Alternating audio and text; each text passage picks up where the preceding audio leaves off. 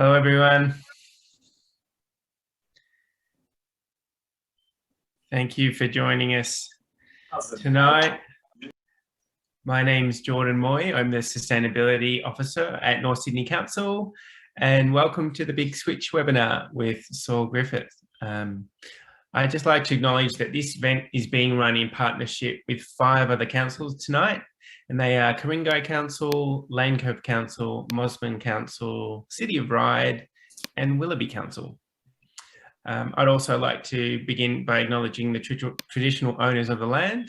Where I work, it's Camaragal land, but we pay our respects and acknowledge the traditional owners of the land from wherever you are zooming in from today. Just a few tips about Zoom before we begin to help things run smoothly. Feel free, and we certainly encourage chat and discussion. We will do our best to answer these throughout the webinar, or we have allocated some time at the end for some Q&A. We also ask that you please keep your audio on mute as we are recording this session, and we will send that recording to everyone who has registered tomorrow. I also wanted to mention that the councils involved in the webinar today strongly support renewable energy and electrification as a response to climate change, and that's why we're here today to talk about that. All 6 councils have recently signed a landmark agreement to use 100% renewable energy by July of this year. Ku-ring-gai Council are offering rebates for residents to go all electric, and 100 residents have signed up to the net zero champions. In Lane Cove, they've adopted emission and water targets for both the council and the community. They are an 80% reduction in emissions by 2036 and no net gain in water use. From July this year, Lane Cove will be installing 258 kilowatts of solar power and 3 batteries across council properties. Mosman has a target to be net zero by 2030 with a community aspirational target by 2040.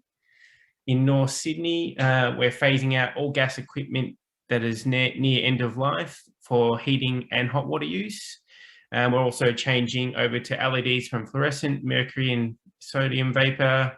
We're about halfway through with that, and it's for both street lighting and parkland, and that'll save around 50% in lighting, energy consumption and costs. For Ryde Council, they've adopted a 100% renewable energy target by 2030, and also currently their energy is made up of 46.9% renewable energy. At Willoughby Council, they're aiming to achieve net zero emissions for council operations by 2025, and they are continuing to support their community to achieve net zero emissions in the 2040s or sooner. So without further ado, I'd just like to introduce Barbara Albert, who's hosting the session tonight. Barbara Albert is a co-CEO of 100% Renewables.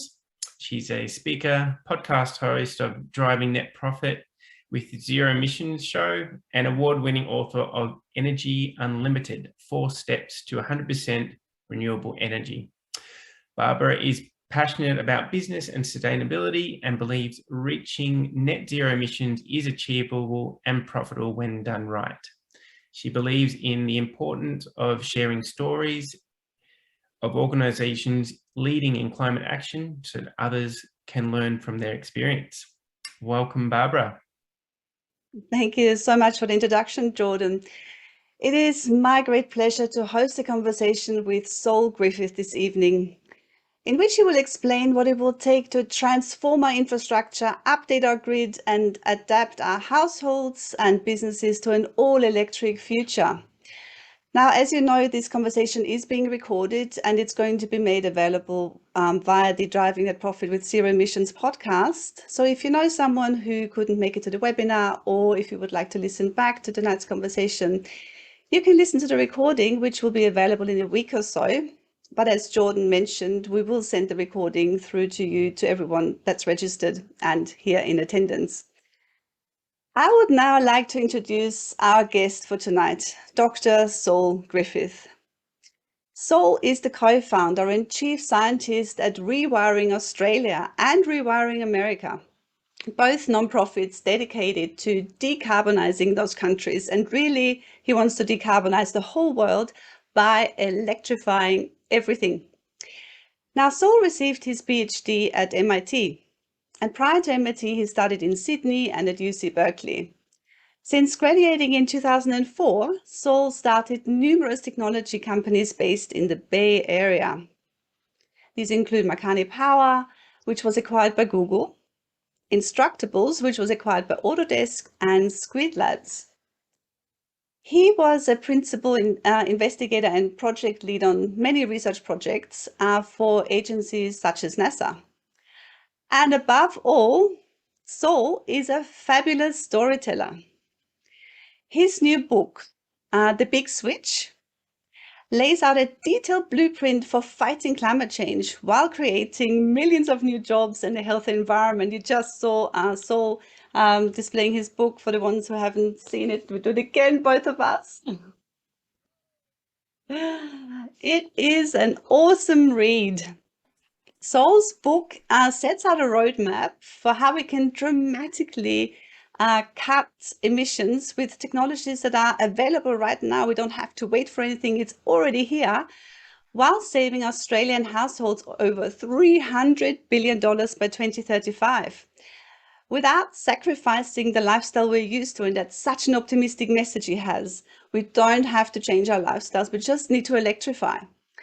Now, the average Australian home spends about $5,000 a year on energy. It's quite surprising, isn't it? $5,000 is quite a lot because we have expenditure on vehicle fuels, on natural gas, and on electricity. And Saul demonstrates that with falling prices for renewables and the electrification of our homes and businesses, climate action has now become an economically advantageous move, finally. So according to Saul, and that's such a beautiful message he has, the future will be awesome, electrified and abundant. Now, the book, which is a riveting read, I've really enjoyed reading through it in the last couple of weeks, is available in all good bookshops. And I really recommend you get this book because it is a fantastic read. Now I'd like to welcome Saul to this webinar. Thank you so much for joining us. Thank you very much. And I'm going to temper all of the optimism that you've projected upon me to say Australia could still snatch defeat from the jaws of victory on this one. Okay. And building on that, within the last couple of weeks, I've seen articles and news reports that multi-day temperature recordings in both Antarctica and the Arctic are 30 degrees Celsius above the long-term average, which is really, really worrying. Do you think that we are approaching tipping points, or did we already pass the tipping points years ago? How urgent do you think is our need to act on climate change? So I'm not a climate scientist, but I read the climate science literature. I think what we've learned over the last 3 decades is that the more we study the climate, the more poorly we are doing, and the closer we are to tipping ecosystems and tipping globally important geochemical or other cycles off their natural equilibrium. And so this really emphasizes the need to decarbonize as soon as possible. And if we're honest about that, I think this is a very frank way to start the conversation. In the climate literature, there's a concept called committed emissions. Committed emissions, for example, are the 20 years of carbon dioxide that will be emitted from the BMW that you purchased last year, because it will live for another 20 years. Or a hot water heater that you bought that runs on natural gas a few years ago will go for another 10 years. Same with a coal-fired power plant built in China last year. It will emit committed emissions. The machines that already exist on the world today, and I apologize for this mechanistic view, but I think it's time to talk tax on climate and brass tacks, and that's like machines. But the machines that already exist will take the global temperature to 1.8 degrees. Scientists are very concerned beyond 1.5 that we tip a whole bunch of ecosystems over natural thresholds where they stop helping us. For example, the Brazilian rainforest is now a net emitter, not absorber of carbon dioxide. These are the types of problems that we're talking about. So really, we must be decarbonizing everything as fast as possible. There is no, this is an uncomfortable reality for people of certain political ideologies, but the free market is now too late. By definition, the free market takes time until it ramps up sales of electric vehicles. It takes time until it ramps up heat pumps, et cetera, et cetera, et cetera. If we wait for the free market to do it, it cannot hit a 1.8 degree target. It would hit a 2 degree or higher target. So we now must move faster than our traditional political ideologies have allowed us. There is no time for not picking winners. The market has already picked winners, and it's time to go. You've mentioned that we cause emissions by all the machines that are already in place, like the BMW that's in existence for a number of years before you replace it with hopefully an electric vehicle. I want to talk about our emissions profile that we have as a community. We've got lots of residents here in this webinar, perhaps a couple of business owners as well. Now, it's really hard for people to envisage that our energy consumption is such a big contributor to our carbon emissions. So we help a lot of councils with developing emissions reduction net zero plans for the community, and we often run workshops with the community, and we hear people concerns about the use of plastics and the huge amounts of waste we're generating. And these things are really important. But most people in the community aren't aware that our energy consumption, being everything that we have in terms of electricity consumption, natural gas, cars, they're not aware of the carbon emissions this causes, because it just seems so intangible. You can smell waste, you can touch it, but it's so much harder with electricity, gas, fuels. So in your book, you say that the average Australian, and that's such a stark statistic, burns about 20 kilograms of fossil fuels every day. How is this possible? If you had to carry the fossil fuels every morning in a backpack that powered your life, you could barely lift the backpack. It would weigh about 20 kilograms. Think about it this way. Many Australians fill their vehicle with petrol or diesel once a week. You're putting 40 to 100 kilograms of petrol into that vehicle, and then you burn it. But you actually don't really experience it as a giant mass of liquid. There's this magical experience where you stick, insert tab A into slot B, swipe credit card C, and then the transaction is done. Similarly, the natural gas magically appears at your stove when you turn it on, and we really don't see the energy that drives our grid. This was really brought home to me. I just recently relocated from San Francisco to Wollongong. As we were driving up to our new house in Austin Mere, we crossed over a railway bridge, and there was a mile-long coal train. And my wife, who has grown up in Western civilization, said, "What is that?" And I said, "That is the coal train that powers 75% of the New South Wales electricity grid." And a huge amount of that coal is part of that 20 kilogram backpack. We have very, very successfully hidden the consequences of our life, of our carbon emissions from ourselves, because it is really a very inconvenient truth. And just to touch upon, I think everyone gets engaged with plastics because we see it wash up in the ocean. It's a very small mass of material compared to the fossil fuels that we just exhaust into the atmosphere. It is not a popular, but it is a true statement. We could solve climate change and still have an ocean plastics crisis. Plastics are not a climate problem. Yes, they are an environmental problem, but I do worry that we are sweating the wrong details. We're going to the store with an incapacitating, do I buy paper or plastic? Which salmon tin do I buy? Consumer decision, and we're handicapped at every consumer decision, when in fact there's only 5 or 6 decisions that Australians make that determine the vast majority of their emissions. It's how big is your house? What type of car do you drive? Do you have solar on your roof? What fuels do you cook with? Do you cook with gas or do you cook with electricity? And how do you heat your home, right? These are decisions that you don't make every day. These are decisions that you make every 10 to 20 years. These are the infrastructure of your daily life. I think for the Australian climate situation to become better, we need to forget what we understood as infrastructure in the 20th century, when infrastructure used to mean roads, bridges, power plants, snowy projects. We need to now understand that the critical infrastructure that's responsible for 65% of our domestic emissions are the decisions we make around the kitchen table and around and in our small businesses. Again, what's on our roof? Is it generating power? What's in our kitchen? Is it using natural gas or is it electric? What's in our driveway? Is it electric? What's in our basement? Is it natural gas or is it electric for our heating systems? We need to make those critical infrastructure decisions perfectly at this point, meaning no more natural gas or no more petrol or no more diesel on any of those decisions if we are to hit any climate target better than 2 degrees. But how would this work for households? Because you purchase a boiler run on natural gas to heat your water.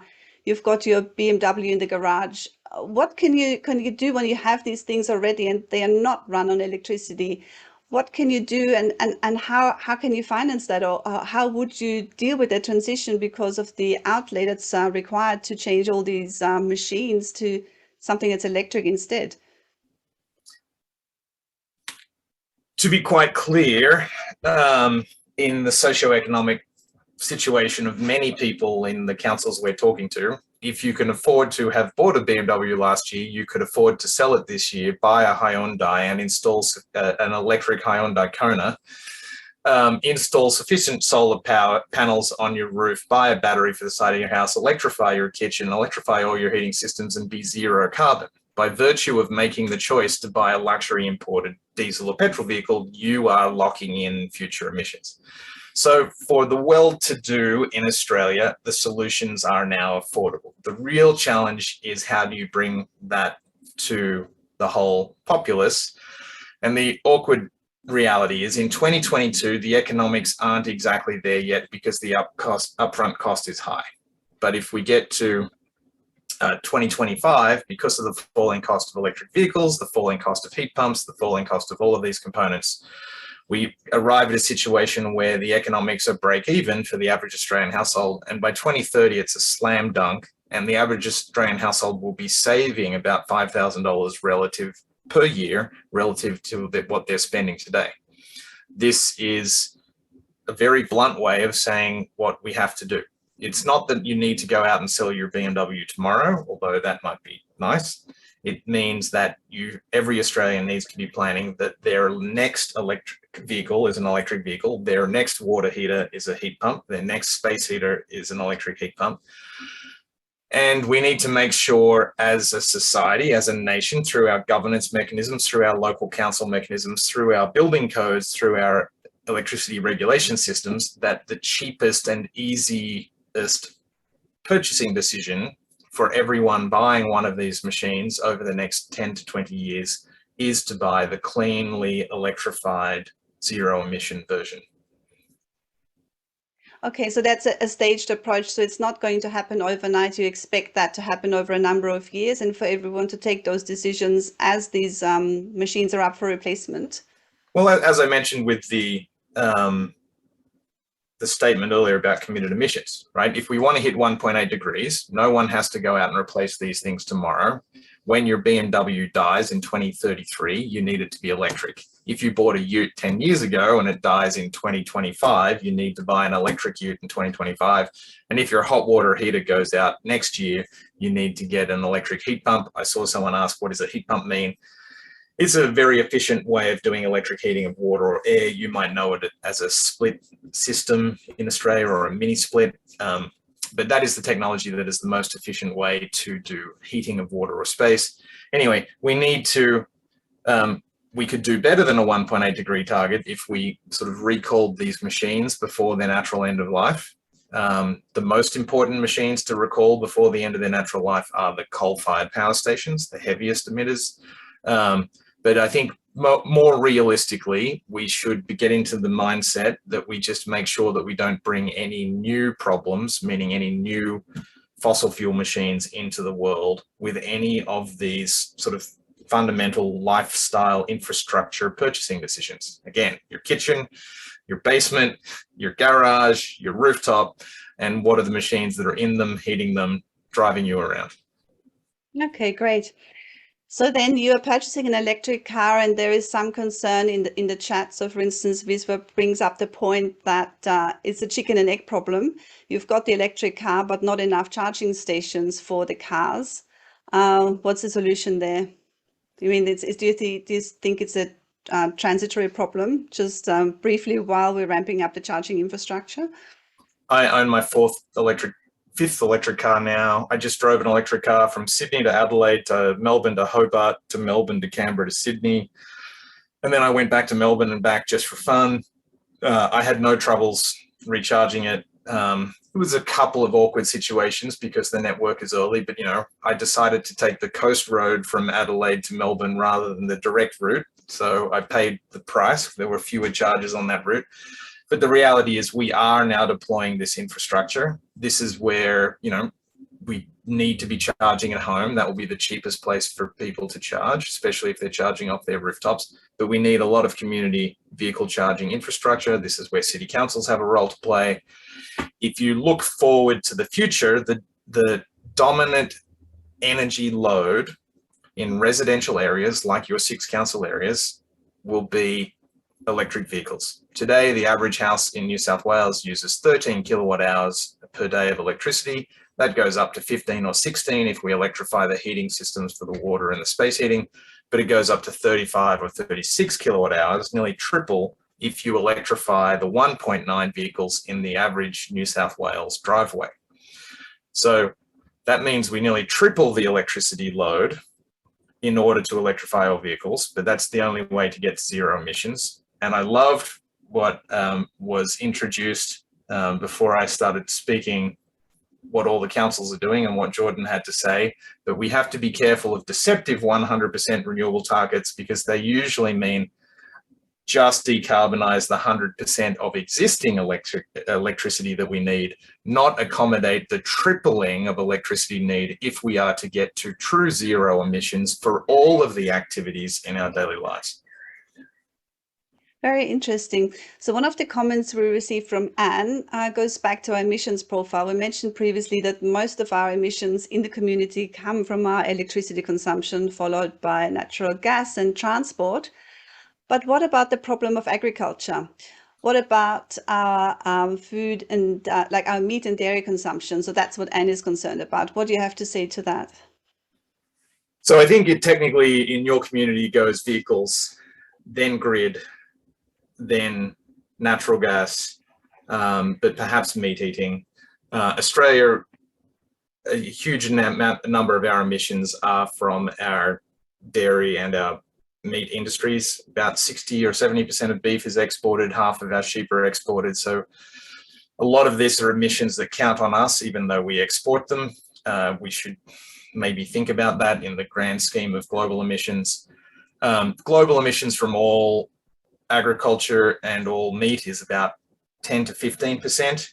There are solutions from artificial meat to vegetarian alternatives to things like feeding the cow seaweed, with very encouraging studies from the CSIRO that show if you put enough seaweed into the diet of a cow, you don't create the methane in the gut, and it eliminates the majority of those emissions. Those emissions are not yet ready. We don't have a technology on the table to eliminate it. I think there is a big problem in Australia because it has been to the politicians' advantage to try and pretend, well, until we have a solution for everything, let's not do anything, right? So we're sitting on our hands.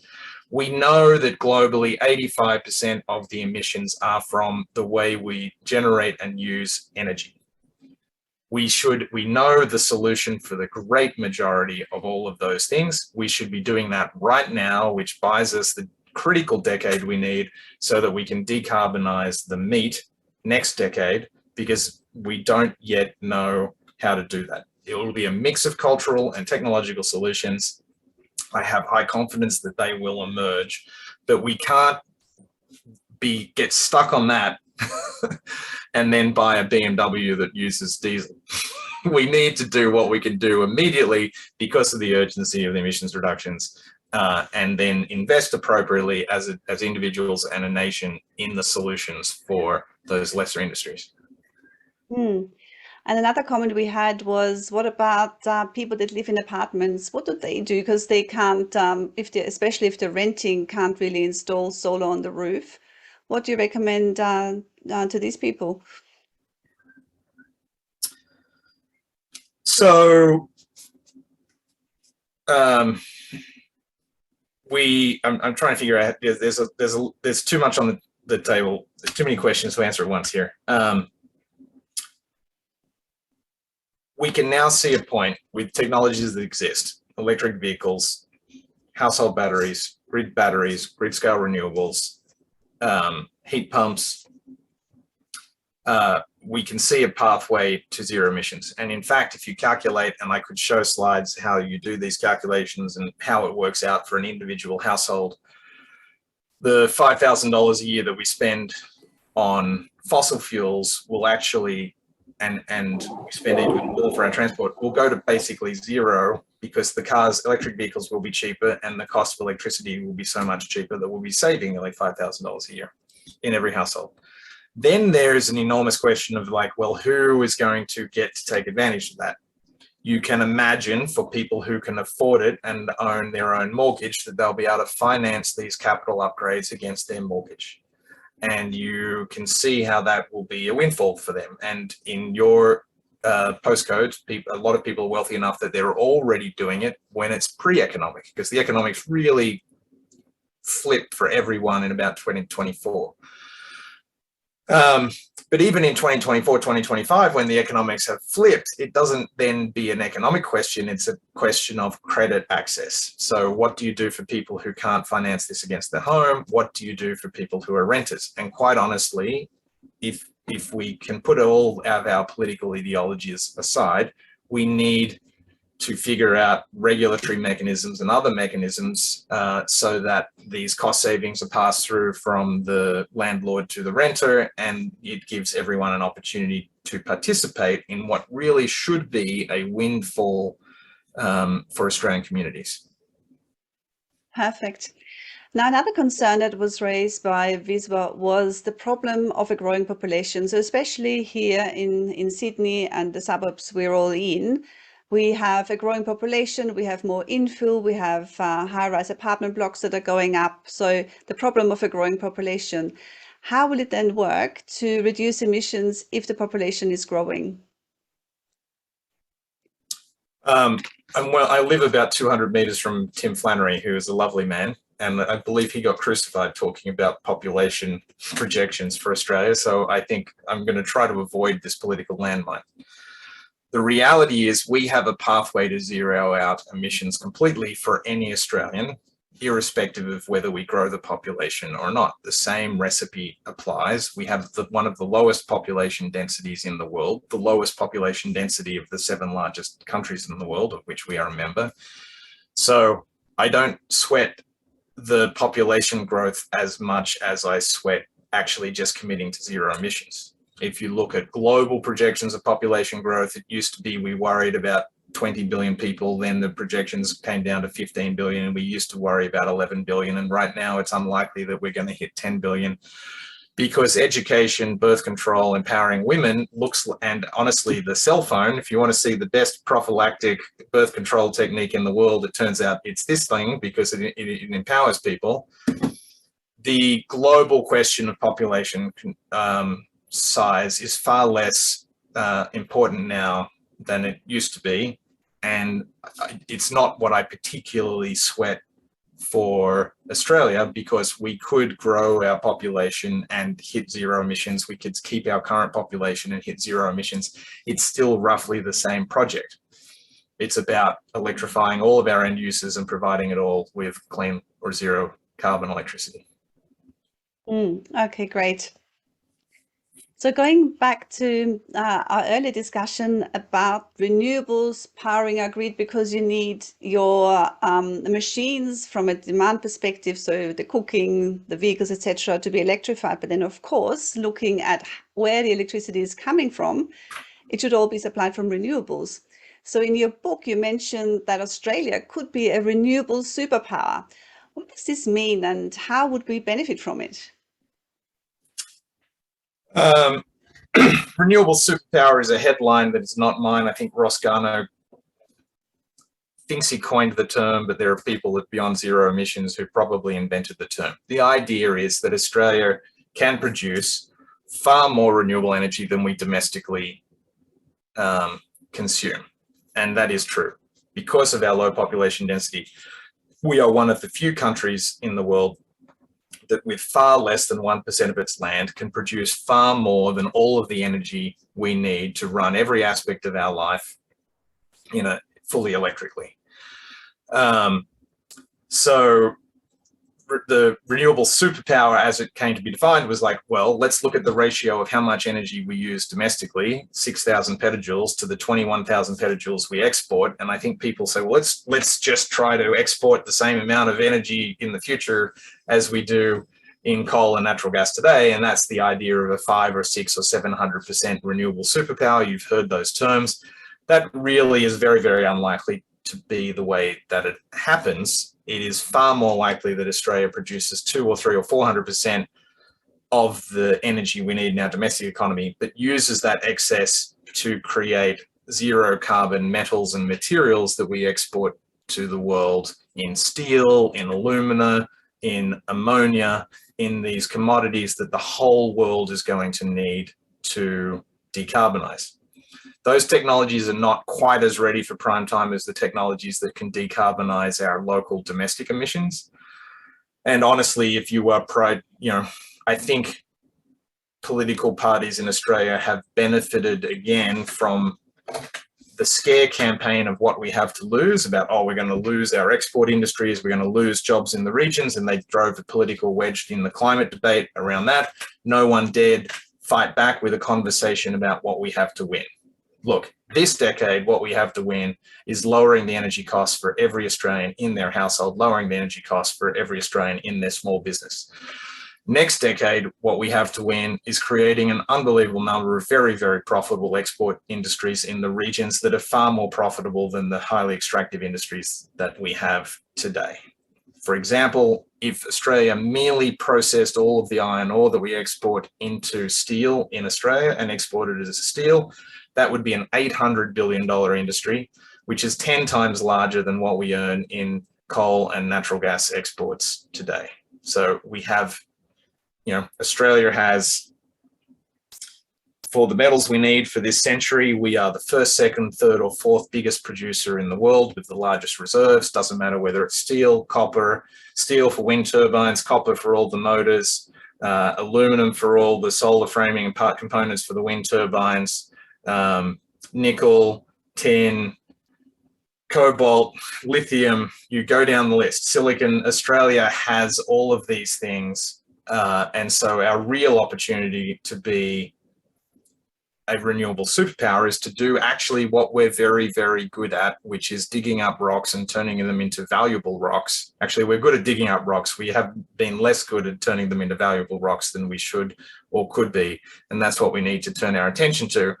But again, we cannot wait for that project to happen, because if we waste a decade waiting for a whole economy solution, we're going to miss the critical decade where we have to lower our emissions by 50%. And the only real segment that's ready to go to do that is our domestic economy, our homes, our small business, our communities.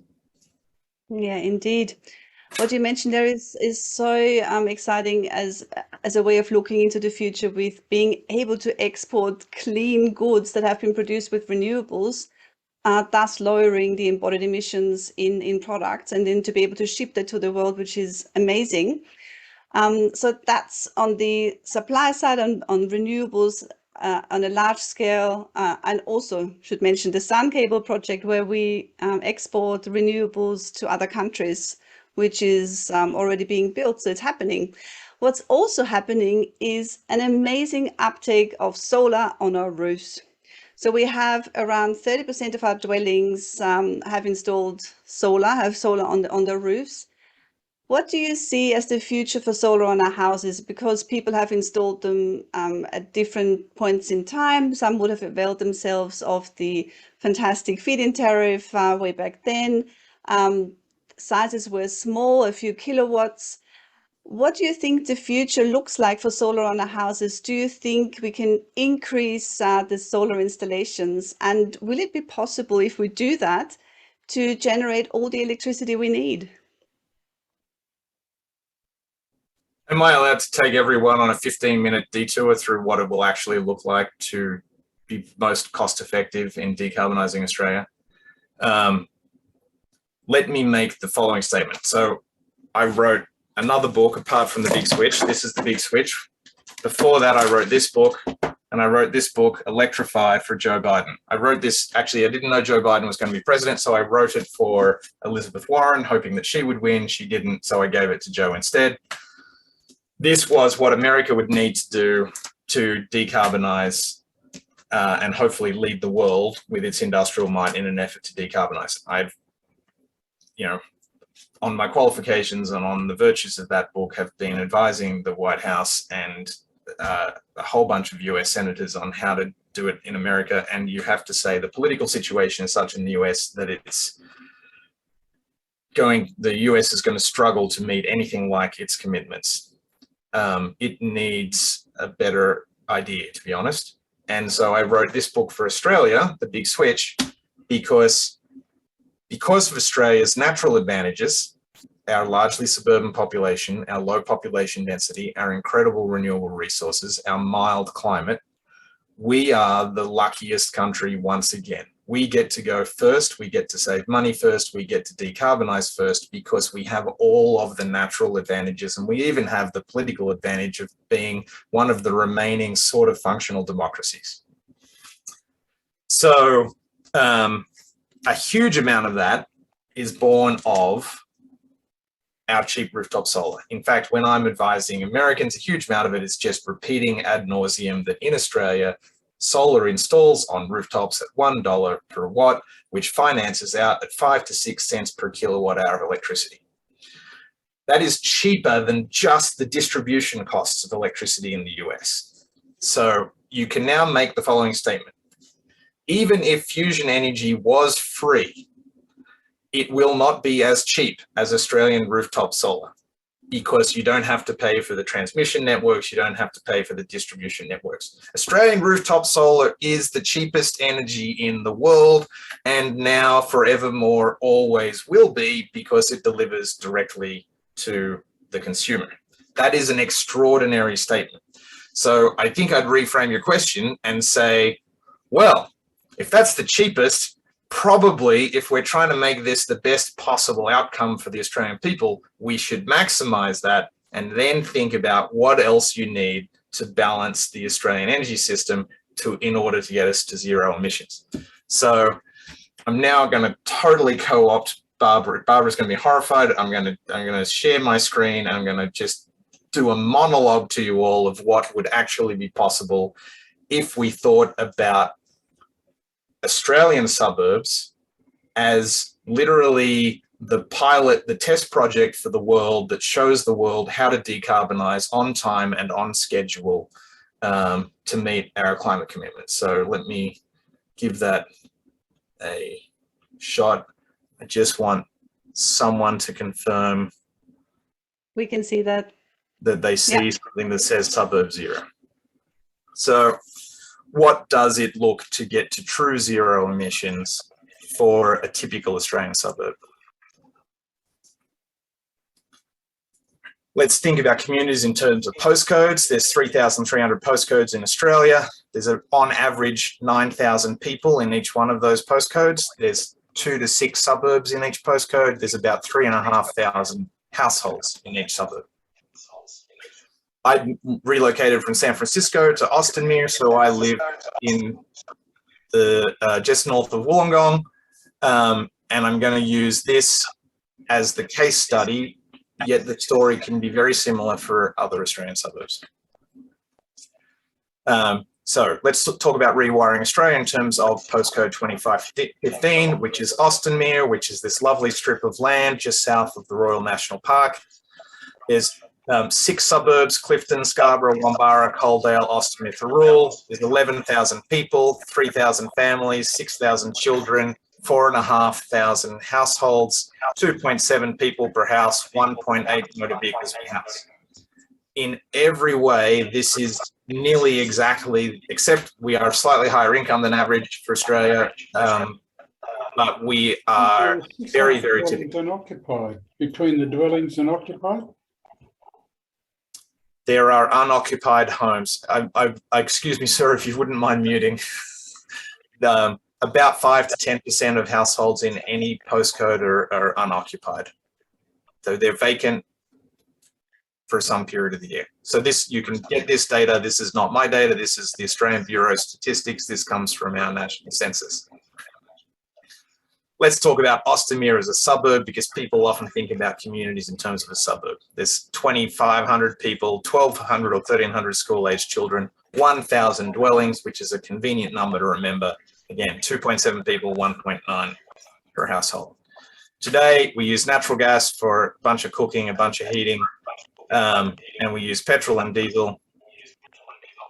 If everyone could take just a moment to check whether they are on mute or not, that would be fabulous, because the echo is killing me. All right, thank you.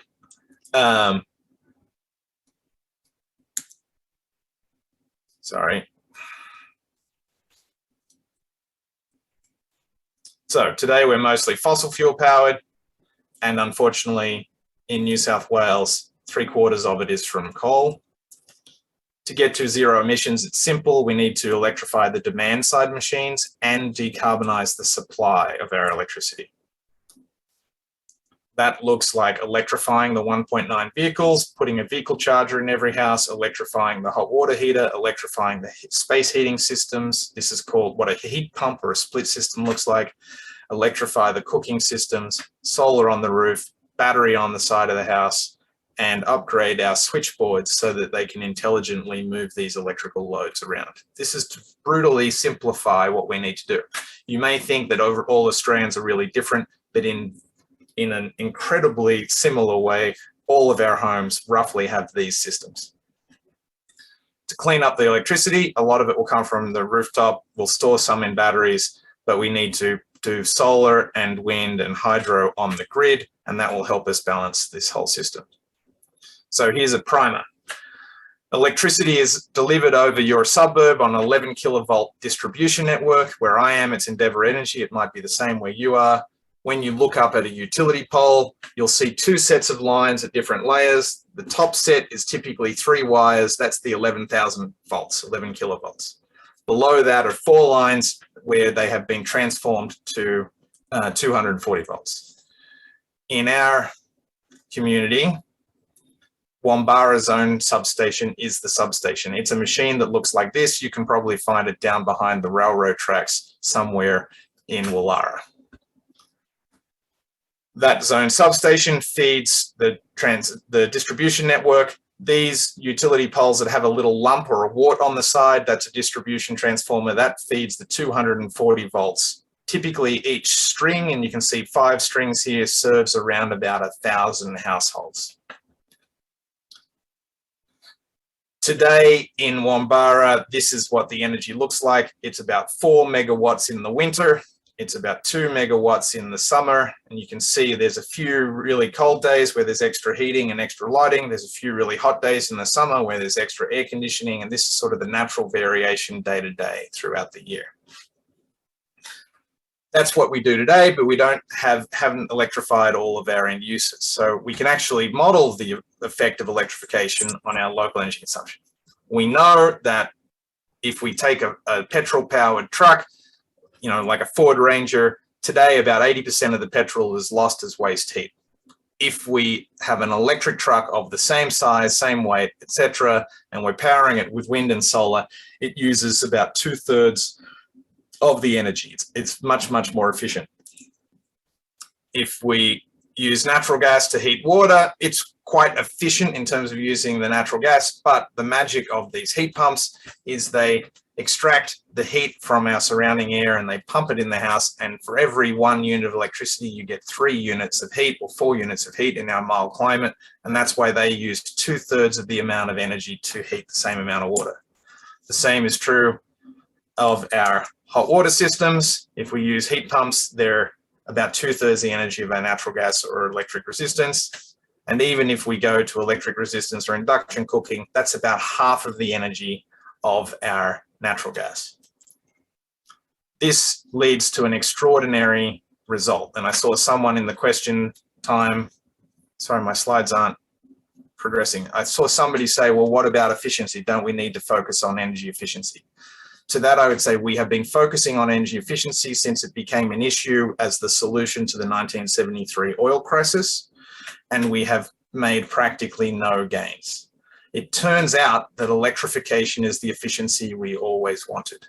We could take the average Australian household that currently uses 97 kilowatt hours per day of energy in all its form, and we can make it use 35 kilowatt hours of electricity that does all of the same things. This is what it looks like. Here's today on the left, 97 kilowatt hours. This orange up here is the energy that is lost burning coal to make your electricity. It's lost before it even gets to you. This big gray is the petrol and diesel, which shrinks enormously when you do electric in the fully electrified household on the right. Similarly, you can see some gains in the water heating and the space heating here when they go to heat pumps in this picture on the right. That's a good news story. Can I kind of stop you there, Saul, because that is something worthwhile elaborating on. So what you're saying here is that currently with the mix of fossil fuels that we're consuming and that's powering everything, we're consuming about 97 kilowatt hours. But if we electrified everything, it could go down to as low as 35. Is that what you're saying? That's right. The average Australian household goes from, let's call it 100 kilowatt hours a day to 35 kilowatt hours a day. That is without anything that you traditionally associate with efficiency. So I didn't double glaze your windows. I didn't put more insulation in. I just converted all of your machines to electric and I powered them all with renewables. You could get additional gains, but they'll only make that 35 go down to 32 or 30 by doing the traditional efficiency things. So while I like efficiency, and all engineers do, it's not what I would obsess about, nor finance, nor focus on, because it's not the most cost-effective way to eliminate the majority of our emissions at this point in history. So, if knowing that, this is that same chart I showed you earlier about Wombara. That blue line before is now the black line. That's what we do today. If we electrify the remaining hot water and cooking and heating systems that are on natural gas, the new daily load will be this electric load.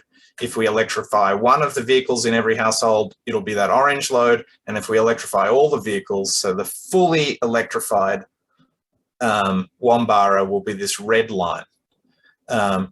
So instead of having a 100% swing from 2 megawatts in the summer to 4 megawatts in the winter, we have the new energy world will be 6 megawatts in the summer to about 7.5 megawatts in the winter. And actually that decreasing variation means electrifying everything makes the seasonal problem that a lot of people sweat about less of a problem. Similarly, the electrifying everything makes the daily problem less of a problem. And why is that? Well, here's the daily variation. This is 30 different days in January last year, and you can see the different loads. You can see the 30 different days in July where the loads are different, but this should give you some comfort.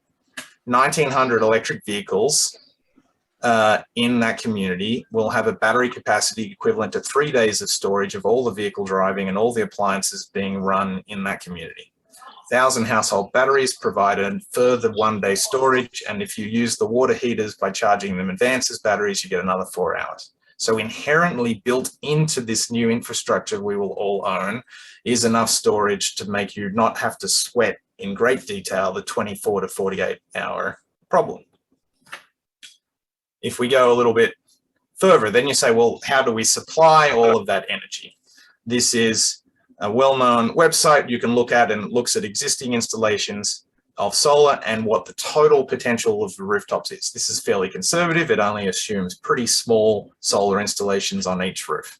This is our suburb 2515, or our postcode that includes those suburbs. It could produce, I put the headline at the top, 75 gigawatt hours of electricity per year versus the 52 gigawatt hours of electricity that this community will use in a fully electrified version of itself. So in theory, over the course of a year, we can produce everything purely on our rooftop solar. That's not an argument for we should take everyone off grid and all island ourselves. It's just an argument that we should maximize that. There's a hell of a lot of capacity there. And for the argument I gave you earlier, it's the cheapest electricity you will buy. The reason you don't want to wholly commit to that is this one. So just look at the dotted lines in the middle. These are the average daily production per square meter. And you can see in the summer months, about 6 kilowatt hours per square meter. In the winter months, about 3 in our postcode. It will be slightly better where you are because you're an hour north of me, 2 hours north of me. So you'll have a slightly lower dip in the winter.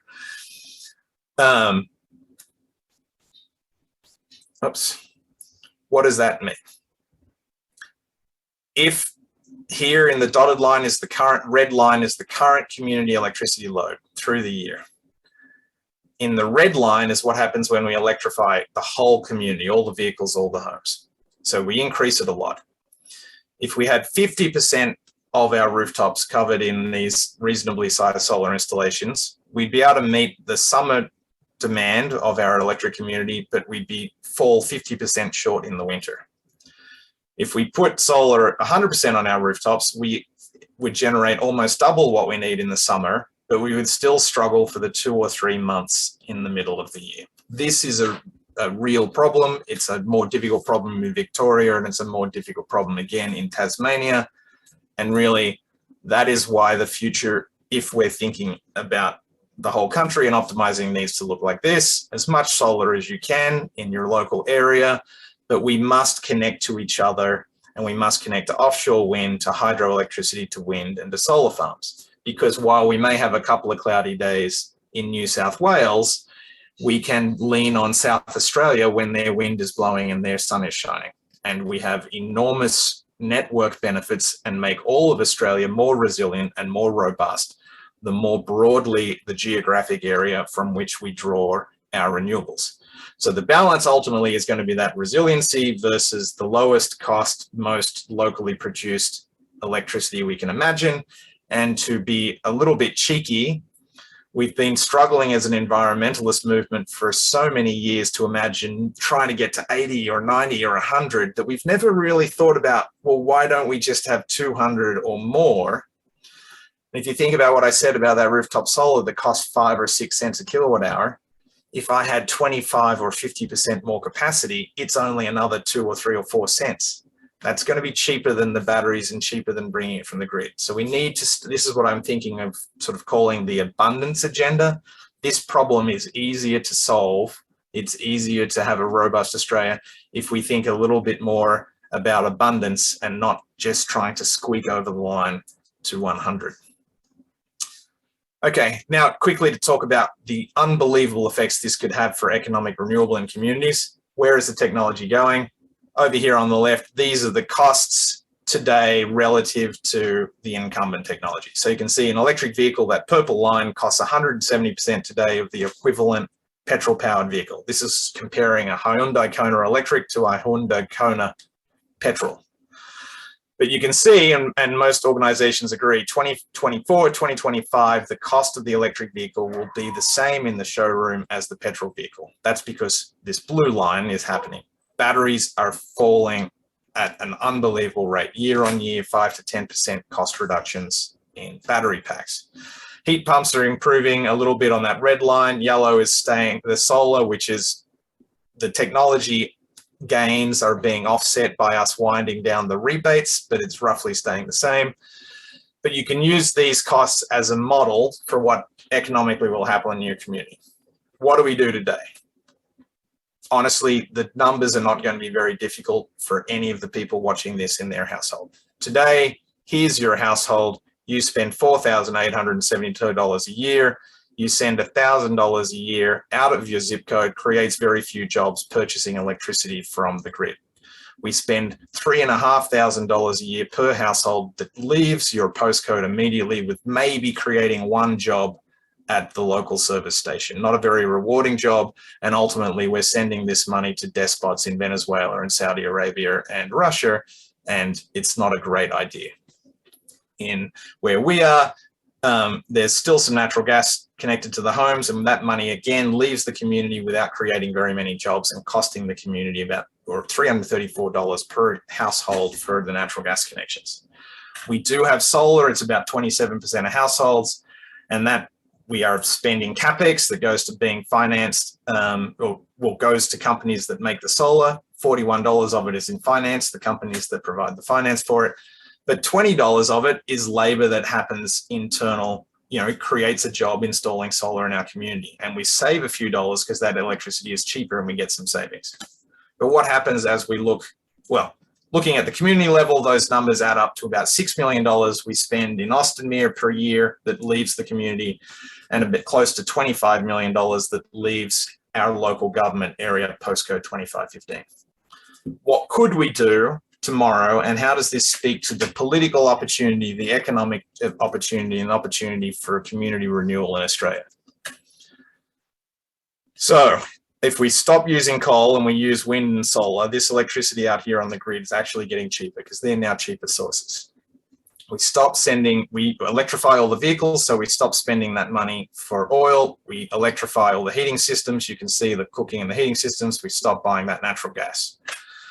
To do that, we'll need to be financing in 2025, these are the estimates based on those cost reductions, about $2,000 in capital equipment expenditures per year and about $600 in finance. But critically, we're creating $400 in labor in the local community, and we're saving $4,500 on our total cost of energy bills. This nets out after financing that we're saving about $1,200 per household per year in 2025. And every household has got $1,600 that they're now spending in the local community, creating jobs, not sending overseas to petrostates. 2030 picture is even better. I'm just going to say the headline here: saving about $5,000 per household per year, creating about $5,600 in community spending, creating in all of those installation jobs, in the maintenance jobs, and then ultimately even better jobs. Because we have $5,000 in released household spending, they will be spending that on the children for music lessons and in local cafes, and there'll be a lot of what they call induced jobs in the economy based around this spending. You literally run out of football fields and school classrooms and surf lifesaving clubs you can build when you think about it at the community level. For Austinmere, 1,000 households, they'll be saving close to $5 million a year in the community, meaning $3.5 million not leaving the community every year to be spent on fossil fuels. Think about that, $3.5 million in a town with 1,000 households every year. If you then look again, sorry, something's going wrong here.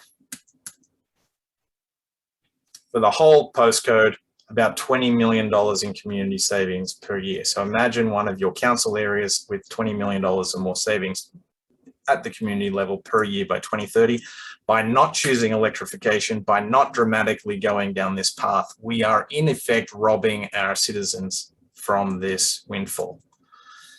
So that's the abundance agenda. It's electrifying everything. It's eliminating all of our climate emissions. It's creating the jobs in our community. It's revitalizing our community economics, and it's saving money for households. And it is now technically possible and reasonably low risk.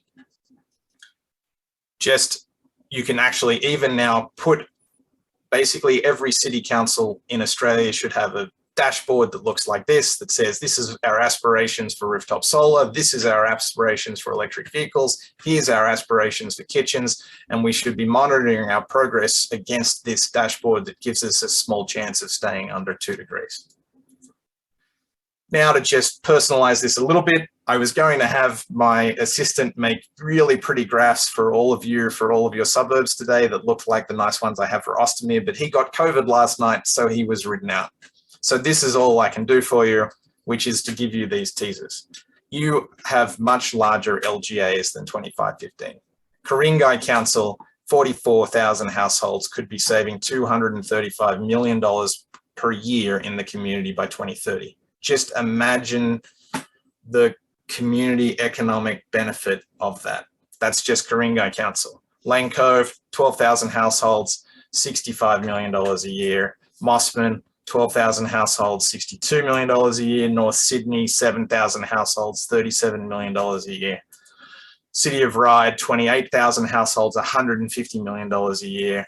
Willoughby Council, 6,000 households, $31 million a year. It adds up to close to $1 billion a year for the collection of councils in community savings. Think about how you could reinvest that in new pedestrian infrastructure, mass transit systems, schools, all of the things that actually matter to community a lot more than whether your car runs on petrol or electricity. Oh, you don't need that slide. We'll go back to last one. There you go. And then I'll stop. Sorry, that was my monologue, but I think it's honestly, we've got to now talk tax, brass tacks. We have to start doing this as communities in Australia. What an amazing, compelling story that you've put to us here. So just to recap, the blueprint which you're laying out here in front of us for all to see is we have the power to change all our appliances and cars over to electric. Where we can, we put solar panels on our roof, and where we can, we install batteries.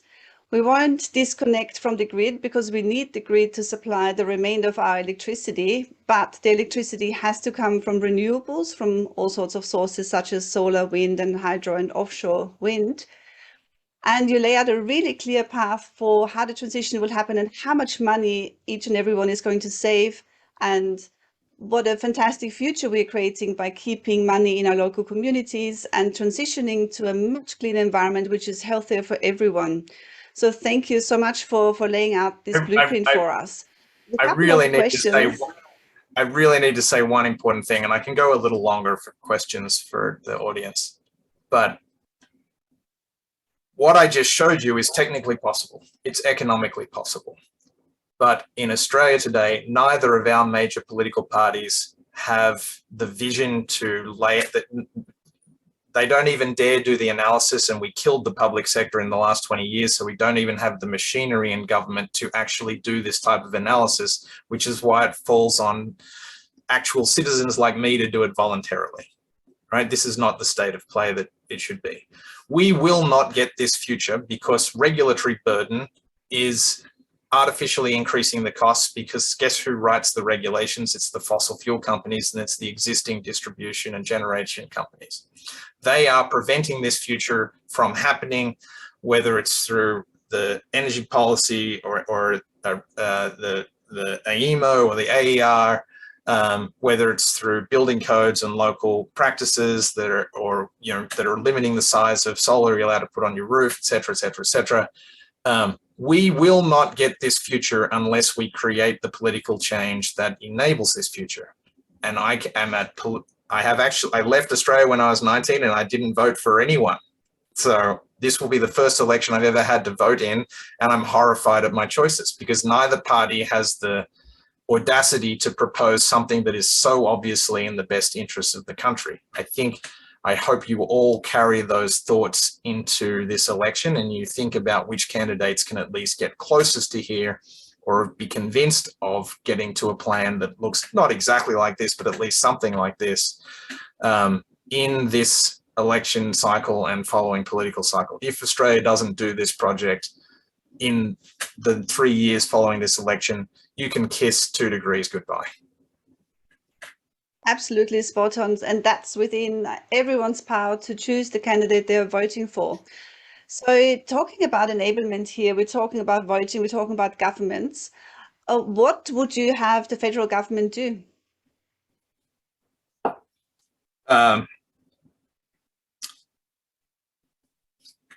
In the best of all cases, you would have the phase out for petrol and diesel vehicles. You could make some exceptions for particular trades or agriculture as necessary. We will be able to produce some biofuels to provide some of it. You would have phase out plans for natural gas. Now, the climate science says that the phase out year should be 2022. That's a little difficult. So we need to figure out how to phase out non-electric vehicles, phase out natural gas, or phase out natural gas appliances, phase out coal and natural gas delivering electricity to the grid. And we need to have those be real targets real soon. I think we should be very generous with traditional communities that have provided secure power to Australia for a century. We should thank them, and we should reassure them that it's not like we're going to shut down all the coal plants tomorrow and all the natural gas plants. It's going to be a 1 to 2 decade project. We are going to transition them. There will be an enormous number of jobs, quite obviously, in replacing them, as I've just shown. Much larger proportion of those jobs will be within local communities, creating local community economic benefits. So we need transition plans for those workers. We need to change the rules of the Australian energy regulators and pretty much in too numerous ways to list on this call. But one of them, the most basic, is we need to have a policy that you might call grid neutrality. It shouldn't matter whether you're a householder in Lane Cove or a natural gas plant in Victoria. You should be allowed to generate and deliver as much electricity as you want to the grid, and we need to treat our rooftop and our community generation projects as national infrastructure and not prioritize dirty fossil over them, and not limit the size of them, and not limit how much energy can be stored behind your house, and et cetera, et cetera, et cetera.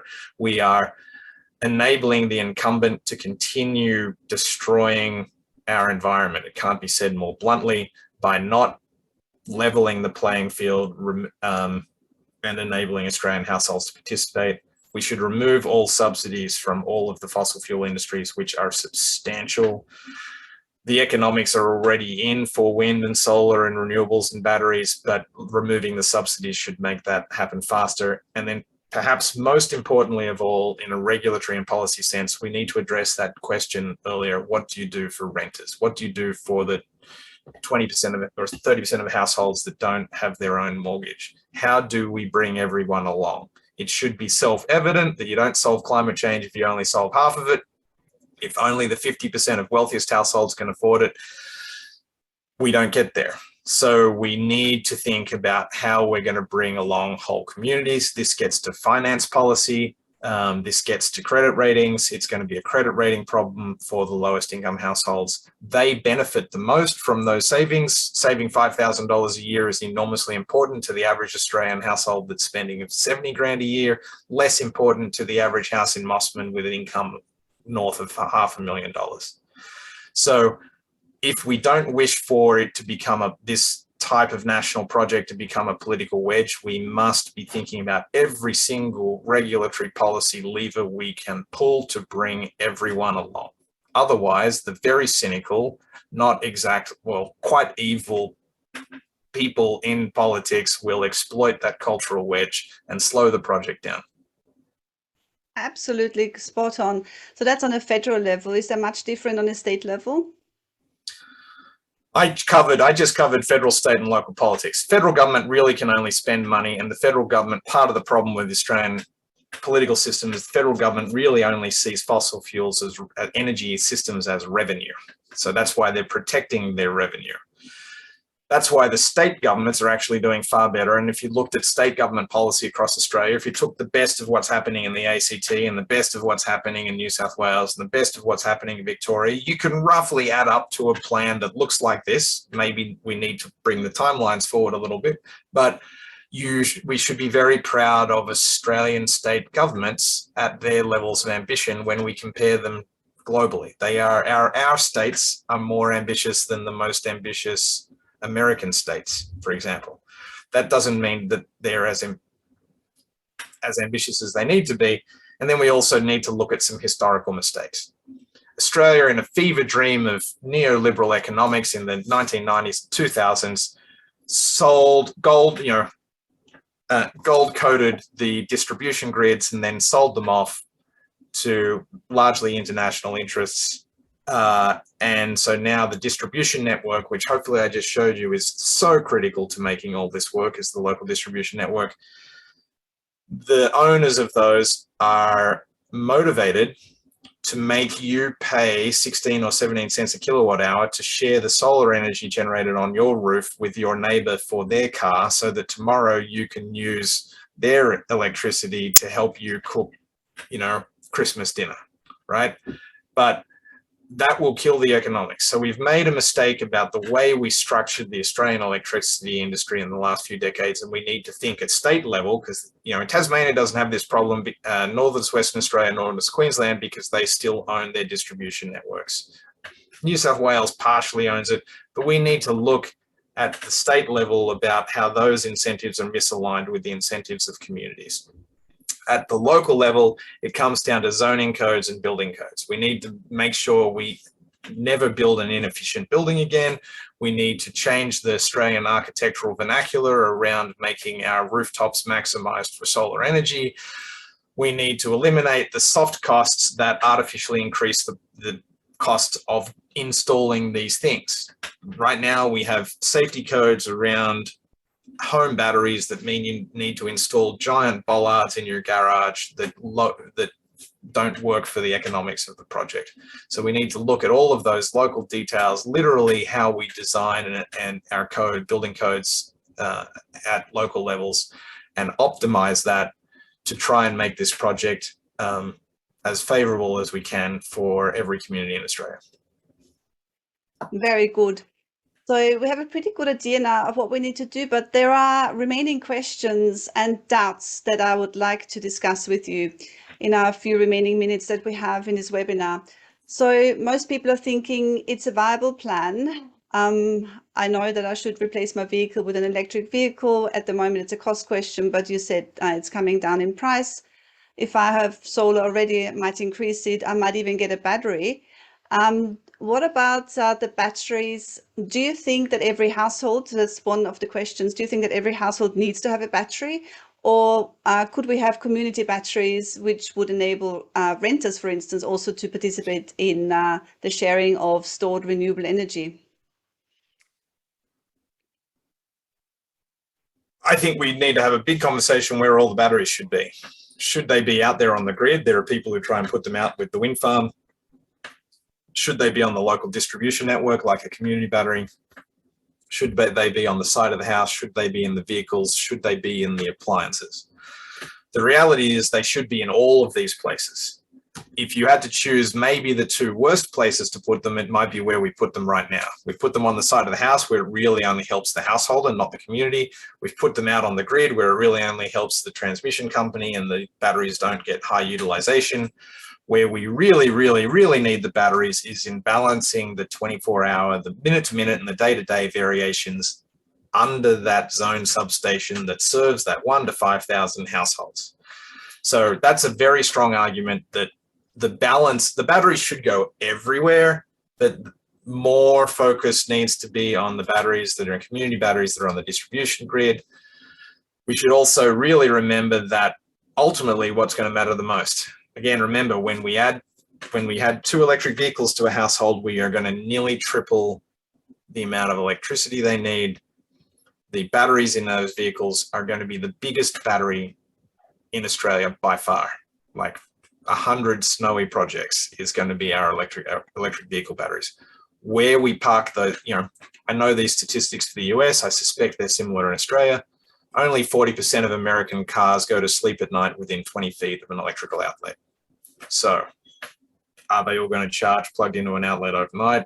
Probably not. That means we need community Charging systems, if you look at the consumer behaviors around electric vehicles today, and I have a data set for 5,000 vehicles, 5 years long, and looks where they all charge. The problem with electric vehicles right now is everyone treats them like a cell phone.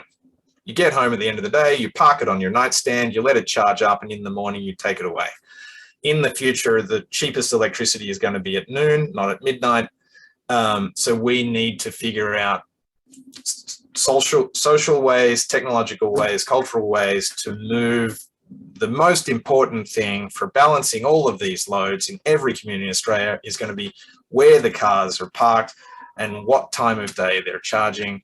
And that's a very, very critical question to make this all work out. And then another question that people always have is the problem of, again, the waste that I mentioned earlier. What happens with all the solar panels we put on the roof? And then when we decommission them, they go to landfill, and also they have to be produced, which causes emissions. What's your take on that? So that's going to the question of life cycle emissions of solar panels and wind turbines for that matter. So if I write a next book, which my wife is currently encouraging me not to do, it will be on this topic. But I have thought a lot about this topic. Look, my first job was in a steel mill. I know what making steel looks like. My second job was in an aluminum smelter. I know what making aluminum looks like. I have worked in the textile industry. I've worked in the storage industry. I have made physical things, real things, my whole life. So I understand. I've made wind turbines. I've made solar cells. I made solar cells today. Actually, one of my employees made solar cells today. The emissions from production is a transient problem. In 20 years, when all of the energy is being provided by clean electricity, all of the energy for manufacturing and everything will be zero emission.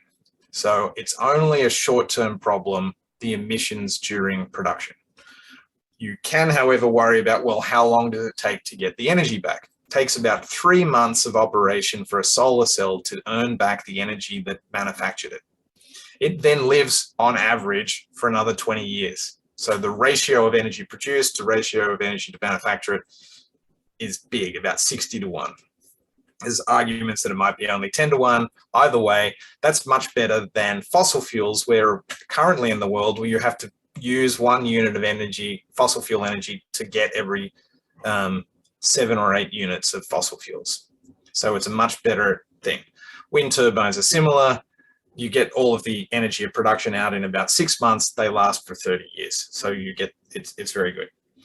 So that embodied energy problem, I don't really see as a problem either. So then let's come to the third aspect of your question, which was the waste. So let's remember what you do today as an Australian. Everyone on this phone call, whether they want to admit it or not, if we take our 123 millionth share of Australia's energy economy, we each are burning 6,000 kilograms of fossil fuels each year to enjoy our Australian lifestyle. This is not to include the many, many more kilograms that we ship off to Indians and Chinese and other people around the world to burn our coal. So 6,000 kilograms each. We burn it, and that 6,000 kilograms of fossil fuels becomes 20,000 kilograms, 20 tons each per person per year of carbon dioxide emissions that we don't recycle at all, and we throw up into the atmosphere, and that's what's causing the problem. So remember that 20,000 kilograms, 20 tons. I've just given you a hint. Solar cells last 20 years, wind turbines last 30 years, batteries actually last about 10 years. If I were to supply the average Australian the same lifestyle, it'll be about 40% of the energy that they currently use in fossil fuels, but half of it, just for argument's sake, let's call half of it from wind energy, half of it from solar energy, and because the sun doesn't shine all day and the wind doesn't blow all night, we'll need to store half of that energy in batteries. You will need round about 50 kilograms a year of wind turbine per person to be produced, about 50 kilograms per year per person of solar, and round about 50 kilograms a year per person of batteries. The numbers just conveniently average to about that. Wind turbines are made out of steel. copper, aluminum, and fiberglass. They don't have to be made out of fiberglass, and that one we currently don't recycle very well. But steel, aluminum, copper are among the most recycled. Greater than 80% of the metals are recycled of all of the materials in the world. Solar cells are made out of silicon and glass. Again, glass is one of the most recycled things in the world.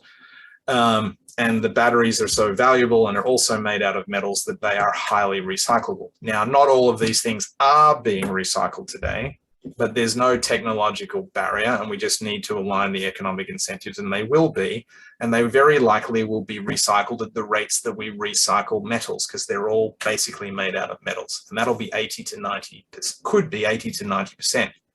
So now you think of that 150 kilograms per year per person, but 80 or 90% of it's going in circles. So you might only need 20 kilograms of stuff per person per year to be living this lifestyle that we call the Australian dream. That 20 kilograms, just roughly doing the math, is 1,000 times better than the 20,000 kilograms that we're doing in fossil fuels. It is not perfect. We are not doing it yet, but this at least suggests a pathway where we can get to a truly circular economy if we are vigilant, and we should be. But worrying about this problem and not doing it is to perpetuate the thing that we know is killing us. Absolutely. And we're very close to the end of our webinar. But before we end our wonderful webinar, I would like to ask a question, namely, after we've heard all these things on the blueprint and what we should be doing, what do you recommend immediate steps could be taken by our listeners today based on our conversation? What 3 steps would you recommend? 3 steps. It's great. Step 1, start planning for your life, what you're going to do when your BMW dies, when your hot water heater dies, when you need to do a new kitchen renovation, and next time you're looking at your roof. And make sure that you're planning your economic life around retiring those things as soon as possible with the clean electric solutions, and by virtue of doing so, transforming the market, because these markets are still getting up to scale, and they will get cheaper as we get up to scale. So in high income areas, such as those represented by your councils, these are people who can afford to go first, in effect, helping to buy down the cost for everyone else. Remember what I said. Every time you look, maybe I didn't say this, but I'm going to. Every time you see someone driving a new Audi or see someone driving a new BMW, understand that they're fucking your children over. Ask them why they don't buy an electric vehicle, why they don't get heat pumps, and why they don't put larger solar on their roof and just drive a Hyundai instead. Because that's honestly, morally and philosophically what's going on. So plan your own life and apply social pressure to those around you. Step 1. Step 2, we can't be constrained by what is politically possible, because what is politically possible has been this terrible slow boil that we've had for 30 years in climate. We must change the politics. I can, honestly, in driving around the country, which I've been doing for the last month, I have met with Liberal politicians in South Australia and New South Wales that are ready to do this. I've met with Labor politicians in Tasmania and Victoria that are ready to do this. And every independent I've met everywhere is ready to do this. But it hasn't made it to major party platform. And what I'm really saying is our shot here is to change politics in Australia, and probably your best thesis for this happening is a hung parliament, the balance of power with a bunch of very smart, mostly women independents who actually hold both parties to executing a plan. I really don't see Australia, if we end up with a pure Labor or a Lib National parliament here, doing anything nearly ambitious enough. So get out there immediately and change the politics of Australia. The third thing, which I think is maybe the most significant, the most internationally important, I work with governments. I work closely with US government. I work a little bit with the Australian government. They're opaque. I work with European governments on what this needs to look like. It is obvious to me that everyone's just waiting for somebody else to point at and say, oh, what are they doing? Is that better than us? And I see ambition beget more ambition. I have conviction that if Australia could show the world how to do this, electrify a community. It is technically possible to do it here. I think there's the social license to do it here, and you could do it in 2023. That would bring forward the first real average community in the world to commit to doing this by 7 years.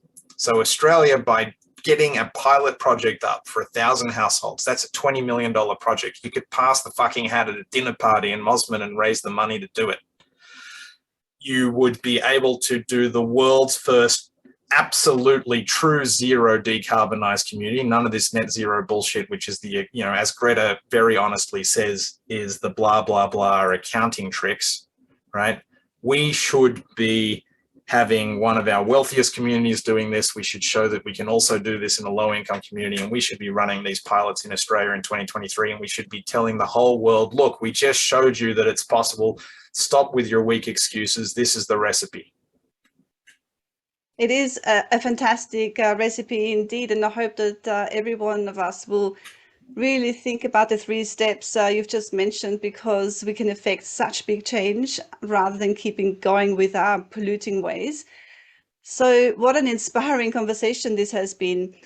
Some people have mentioned that they would really like to help, for instance, with helping you map the Austin Mill story onto the other above 500 LGAs that we have in Australia. How can people connect with you to find out more? Is there a way that people can help you? I will type in the chat to everyone my email address, which is like committing public suicide. But if anyone wants to help or volunteer or have some idea for how to help, please email me, saul@rewiringaustralia.org, and I'll see if we can plug you in somehow to help. But really, we need communities to be doing it for themselves.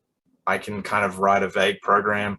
I've been out there in regional Australia, and you know who's really doing this? It's the Country Women Association. It's strong community, mostly women community leaders now who don't have their ego tied up in the V8, who can smell new appliances and who are ready to save their children. And they're making cucumber sandwiches and making it happen, right? They're just like, fuck it, the men have failed, let's just do this. I actually am hoping that people don't rely on me. Maybe they listen to this blueprint, but we start making local community plans. All right, is the community battery going on the Surf Life Saving Club, or is it going on the Bolo? Are we going to put the community solar over the school or over the church? Right? These are the community decisions. We need to get to that level of granularity, and we need to do it really quickly. So I am so honored that I was able to be the moderator of today's event and to be able to interview you on this most important topic. This is all we have time for today. I would like to thank you so much for your time that you spent with us this evening, 1.5 hours out of your busy schedule. We really appreciate it. And with that, I would like to hand over to Jordan to see whether he has any closing words for us. Thank you, Barbara. Yeah, thank you for facilitating such a great discussion. A big thanks to Saul for laying out a blueprint, really, for us to electrify and reduce our emissions. So there is a lot behind it, but I feel the message is also quite simple. Take the opportunities when you can. And each council will continue to push that electrification message. So we'll be reaching out to everyone who's registered from their respective LGAs, keeping in touch and letting you know of future events as well. So big thank you to everyone who registered, participated in the chat. Great to see a lot of discussion, passionate people. So let's keep it going. And thank you, and have a good night. Thanks, everyone. Thanks, everyone. Thank you.